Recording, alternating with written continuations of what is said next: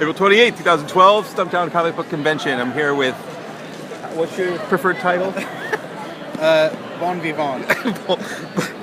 Artistic Bon Vivant. Will you put on your goggles? Sure. Thank you. Yes. Those are his bifocals that he uses, and also to prevent eye injury when drawing. Yeah. Neil Skorpen.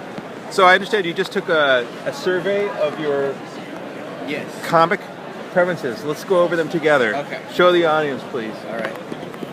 Please, if you are taking the survey, do not be influenced by my answers. It's okay, just don't tell anybody. Okay. So here's the survey. All right. So first question. So for each question, you need to specify your most favorite and your least favorite. This is for a project to be done by David Chelsea. He wants to do 2 comics, one in the style that everyone most wants to see, one in the style that everyone least wants to see. So that's the goal of the survey. And my impression is that this is the typical kind of obnoxious behavior that people in the comics world do with each other. Yeah. Isn't there a torturous thing where you have to complete you have to, from start to finish, complete a project in 24 hours, no matter how much it hurts? That's right. That's not exactly physically pleasant, is it? It's actually, it's not bad. It sounds like it'd be awful, but it's not awful. It's better than fill in the blank. It's better than a frog march through the Himalayas. I didn't hear your answer because I was admiring my own reflection in your bug-eyed goggles. But it's on tape, so you don't have to repeat yourself. Okay. All right, so tell us more about the survey. Okay. So first question. My favorite / least favorite genre. For my favorite... Now, excuse me. I find it people who say genre morally offensive. It's genre. Thank you. Did I say genre? That's what I heard. Maybe it was my fault. Okay. My most favorite genre. Thank you. I said fantasy. Some of these questions are difficult because it's hard to kind of... the kind of comic I most want to read is more kind of surreal.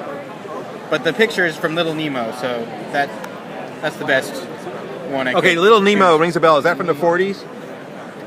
It's from actually the 20s and 30s, mostly. Yeah.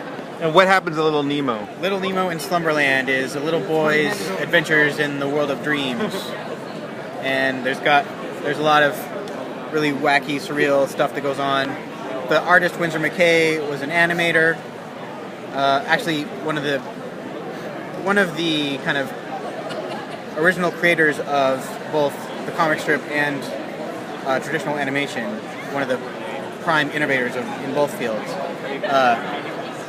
From his drawings, you get this kind of animation quality of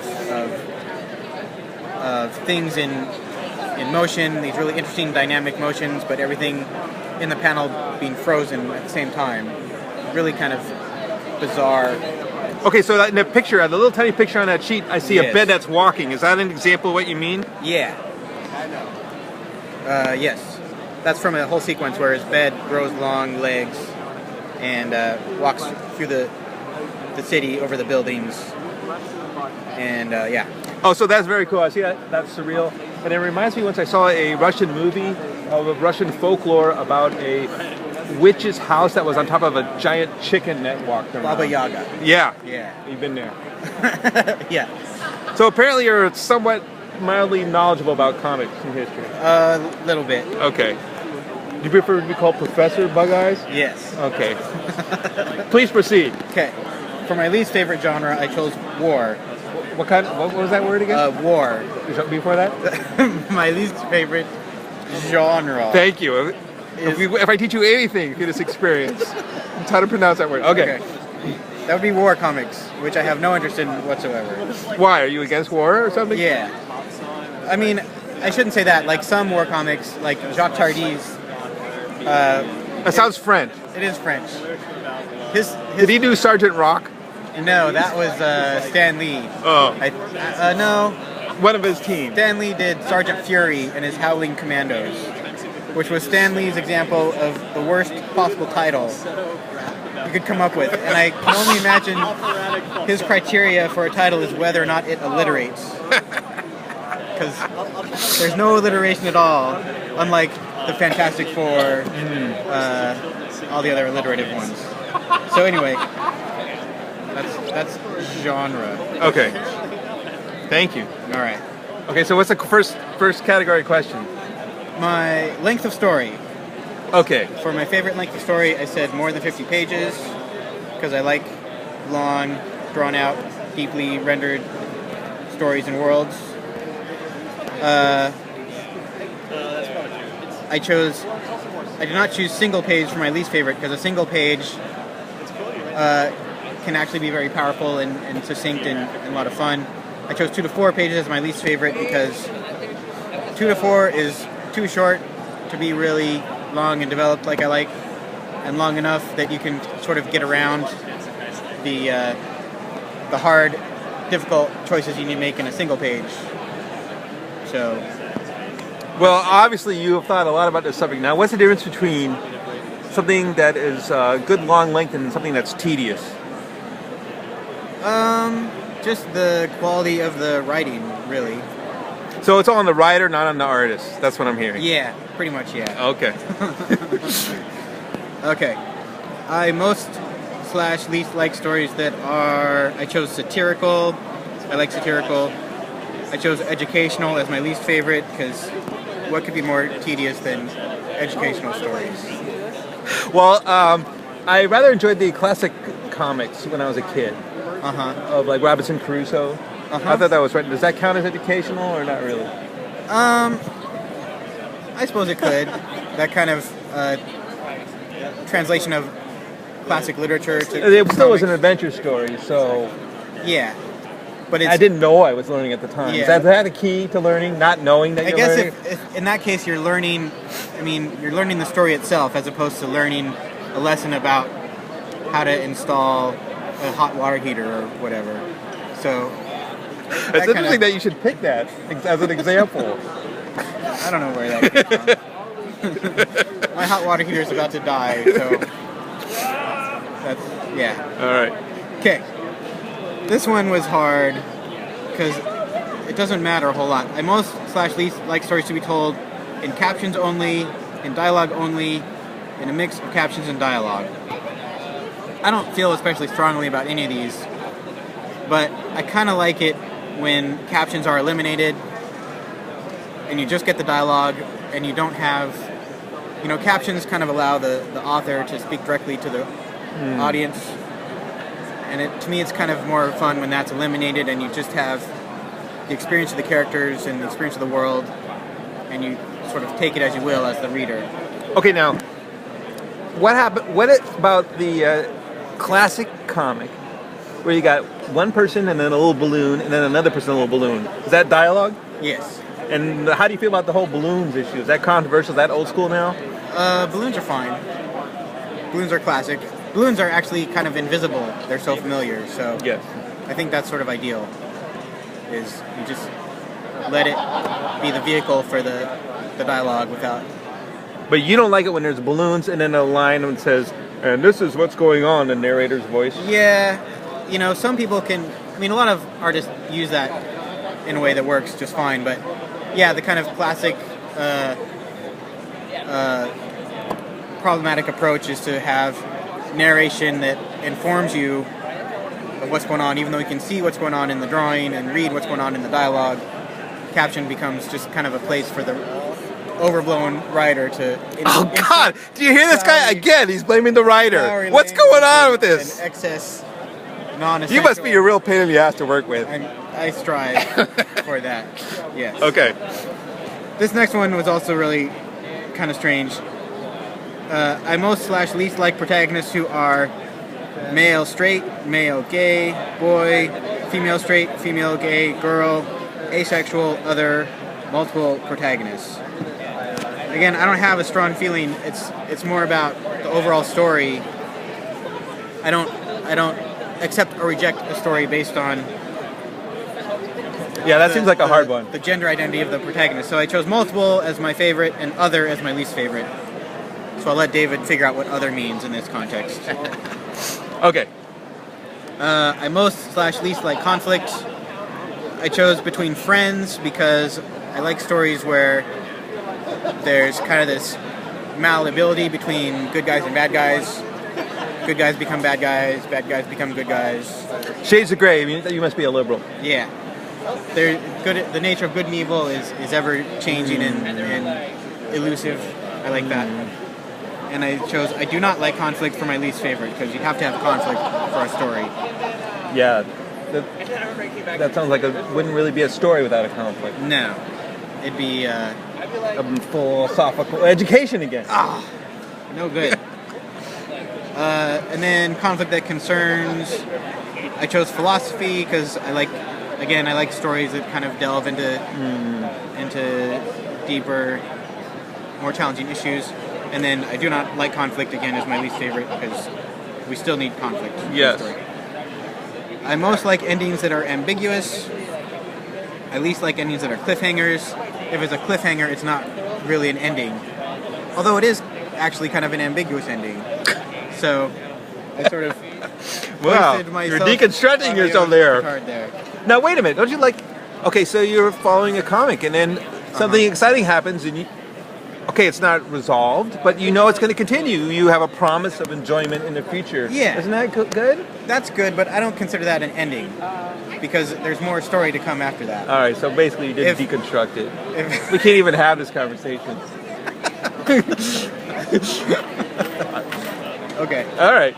You like it, but it's not an ending. Yeah.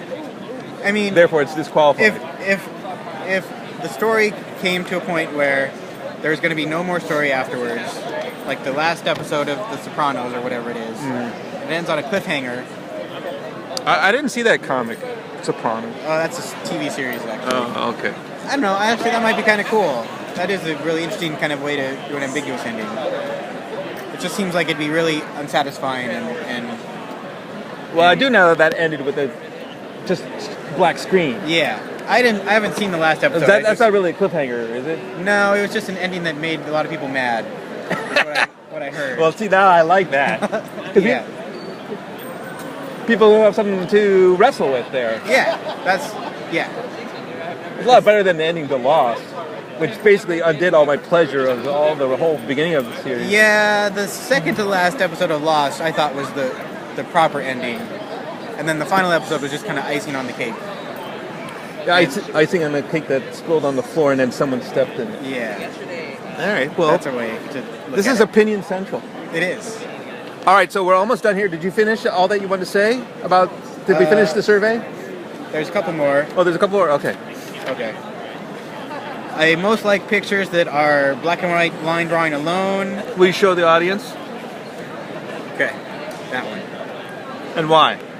I've gotten really interested in ink and the purity of line work, the kind of the nature of lines themselves, and it's easier to see that and appreciate that when it's not having to interact with lots of other colors and shading and that's why you chose that same method for your most recent project? That is not the method I chose for my most recent project. I'm doing somewhere between these two.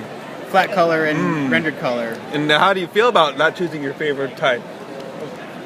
Well, I feel fine with it. I mean, part of it is pure mercenary commercialism. Like, people like comics in color. The purity of line thing is a hard sell for most people. So okay. People like color. I like color. Color is good. It's fun to look at. Do you have problems working with the writer of your current project?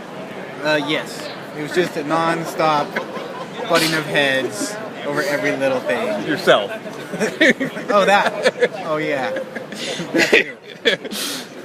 Okay, well, continue. Okay. Least favorite. This was hard to arrive at, but just looking at, there's one here, fully rendered gray tones with no line work. To me, that's the least attractive image in this little assortment, so I chose that one. There's a lot of gray. That's sort of like Portland sky. I mean, it looks kind of like a photograph, but just enough removed to be creepy and sort of repellent. So you don't like things that are creepy and repellent, is what I'm hearing. There's a place for creepy and repellent. All right. But just yeah. Not on the page. Yeah. Figures. I picked cartoony as my favorite because I almost chose linear stylized, but I went with cartoony because. What do you think of that manga stuff with the big eyes and the cutesy? Manga as a style, I think, is. I mean, to me, that's just a misnomer. I mean, there's a look to manga. You can certainly recognize it when you see it, but there's a real wide range of styles within that visual look, and some are really great, like Hayao Miyazaki, who created Spirited Away and other movies. Yeah, wonderful. He's a wonderful artist, and he has a lot of attention to actual human motion. Yeah, and the human idiosyncratic motions, like taking off the shoes in a certain manner. It's not just the shoes suddenly come off. It's a careful, like the toe hits the heel and pushes it off. Very attentive eye. Yeah. So, yeah, I mean, there's a certain commonality to a lot of these just Asian comic artists that we look at and see manga. And you have a lot of kind of young artists who read a lot of manga and they want to draw everything with these giant eyes and spiky hair. Yeah, that seems like over and over again. Yeah, and they're kind of missing the crucial step of sort of learning how to draw and learning what their own individual expression is, and jumping ahead to this obvious anchor of big eyes and spiky hair of these comics that they really enjoy. So I don't think it's especially useful to talk about manga as a style. Well, we won't do so. Okay, then. We'll just moving on. Yeah. Then the nature of panels. This again, I don't feel too strongly about. A panel is a square with some stuff inside it. Well, it can be a square, or it can be any other shape. It's one of the units of time on a page, essentially. They can have a border, they can not have a border, they can blend into each other. And so that's getting into those issues? Yeah, and I like any of those approaches. Oh, so someone says a wide variety of shapes with line borders, without line borders, rectangular form, indefinite form without borders. Yeah. So I just picked, for my favorite, I picked the most traditional rectangular form with borders. Again, that's kind of the invisible way, where you don't really notice the panels, you're just reading the comic. But I like, this example comes from a book called Asterios Polyp, which uses a whole variety of panel borders, lettering types, balloon shapes, and it's done really effectively. Yeah. And I like that book a lot. But if I have to pick a favorite, I guess I'll go with just the very traditional invisible kind of method. And then rectangular without borders, I chose as my least favorite because that's close to the invisible way, but it's just annoying. Missing the border and becomes just irritating. Even though that's basically what I'm doing. It's like with a finger in the eye. Yeah. That's what it is. No, I hear you. Because when you have the final gesture, there's a line there. Well, your thought is completed. The artistic effort there is finished, as opposed to you're waiting. Where's that line coming? Right. I'm just waiting. Why am I floating? Where's the edge of the panel? Is this somebody's flashback? Why am I here? Yeah. So I noticed in your most recent work, they misprinted your name. What? It says Skorpen instead of Professor Bug Eyes. Oh. We'll have to work on that. Yeah. Oh, there's more? Please go on. There's two more. Okay. And then lettering balloons, same kind of thing. Oh yeah, balloons. I chose the traditional rounded. I chose outside the panel as my least favorite. That's an easy choice. When you get these comics where you see the drawing and then there's words underneath the eye has to go too far and it's tiresome. That's like, why are you even doing that? If you're making a comic, you want the words and the pictures to work together in an integrated form, not be separated. Is it hard to have the words without covering up the face of the character? No, it's just... You have to write like sideways and like a wrapping around the body in order to get it to fit? You don't want to do that. So the key is just that have characters who don't say a lot of words. The secret is you can actually cover up significant portions of the face, and the reader will know it's there and fill in with their mind what they can't see. Is that what you do? Uh-huh. With words even? Hey, how are you? Very well. Did you get my email? I did. About the drink and draw? Free comic book day. Oh, yeah. Yeah, I have plans that day, unfortunately. That's cool. It was super fun last year, so Exactly. we'll have to do it again. Let's do it. Yeah. Those goggles are extremely distracting. I'm being He's interviewed being by interviewed for podcast, YouTube. So. Oh, I'm sorry. No, That's all right. it's all I cinema guess you wouldn't be doing it on the reality. floor here if you didn't want to be interrupted. That's right. We're almost done. Thanks. Okay. Can you show the audience the page there? Oh, yes. Next question has to do with... The architecture of the page. Yes. Does that sound like official language? That's a good way I never took one of your classes. That's good. You'd fit right in. Again, very difficult question. You know, I don't accept or reject a story based on how the panels are arranged. It's just you pick an arrangement that's best for the story. Yes. So my favorite was no definite number to the panels of the page. That was pretty easy. That would seem like a gimme. Yeah. And then I chose one panel as my least favorite just because, I mean, this would be a splash page where you have one panel over the whole page, and those are great. It's a technique. There's like, wow, look at what just happened here. Boom. There's a place for that for sure. Yeah. But it's kind of the least interesting approach to a page because you have to have at least two panels to have this interaction between the two, this sense of time. You know, it raises all the issues that you have to deal with as a comic artist that a single panel kind of skips over. So there are a lot of issues that comic artists have to deal with. Yes. Personal. Private. Political. Moral.